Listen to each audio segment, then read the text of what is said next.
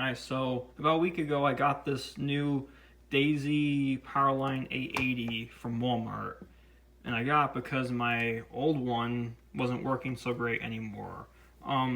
This old one up here used to belong to my dad, and he got it, he said he got it in the mid-70s, but according to the serial number on it, I looked up, it was made in November of 1976. Now, according to the box I got, for this one here, for the new one, it said that they were introduced in 1972. Now, because I have a brand new one here and one from the mid-70s, I figured I'd do a video comparing the two of them, because there's actually a lot of differences between the two of them. So, yeah. So, first difference, though, I noticed, so the first difference I want to go over here, not the first difference I noticed, but, so first thing is I want to line these up really well with each other. Now, the new one is actually slightly longer than the original one, and it's about maybe 3/8 to like half an inch longer.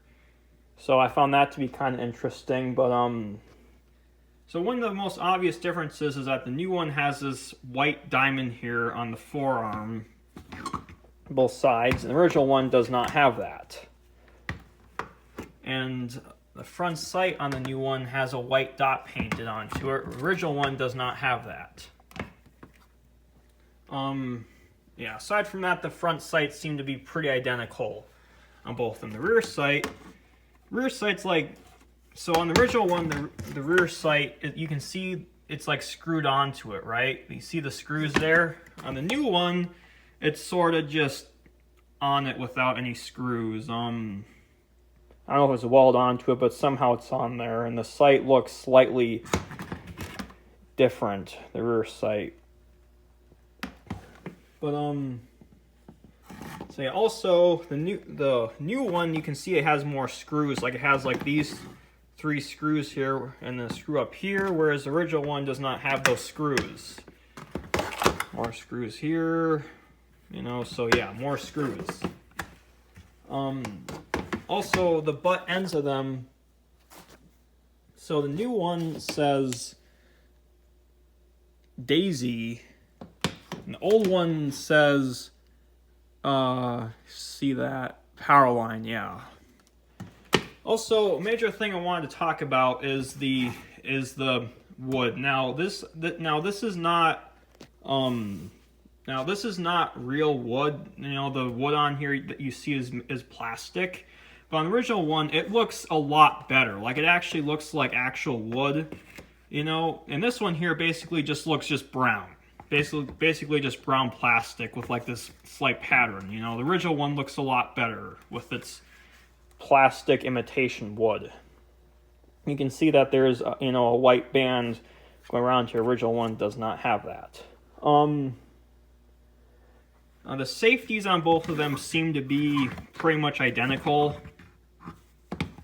But, yeah, so now a huge difference between these two is that this part right here, like this metal part right here, you know, trigger guard, and pumping handle is made of plastic. On the original, it's made of, all these parts right here are made of metal, which also makes this gun a fair amount heavier as well than this one. But, you know, being used to the metal pumping handle on the original one, the plastic pumping handle on the new one just does not feel as good. It just feels cheaper, and it just does not feel as good. You know, this part here really should be made of metal. I mean, I think this part here should too, but especially that part. But, so, yeah, also, now, one of the more noticeable differences between the two is the original one, up here, there's a wall here that's as tall as the rest surrounding that. On where you load the pellet, there's a wall here, right? New one, there's no wall. It's like clear all the way through. I'm not sure why they made that change. Maybe they thought it'd make it easier to load, but in my opinion, it does not make it any easier to load. But let me show you something that kind of pisses me off. So I'm going to show you guys this here. So both of them, you load the BBs through this door right here, right? Now here it is on the original one. Original one, it's very, it's kind of stiff. It has a fair amount of resistance. It feels good, and it's strong. Like, it's not going to open up on its own. You could take this one out into a hurricane. That door is sturdy, stiff, has resistance. It's good. New one though, this door right here, as you can probably tell from it being already halfway open and slightly, like, not like flat, but like curved, like angled down slightly, it's not very good. It's extremely flimsy and has absolutely no resistance at all. And even when you put it all the way up, when you're moving it around, it will slowly, like, come down a little bit on its own. Like, it really sucks. Like, that door on there sucks on the new ones. It's just terrible. It has no resistance, and it just, like, comes down on its own. It's really bad. Like, the door. That's one of the more noticeable things that's worse. But,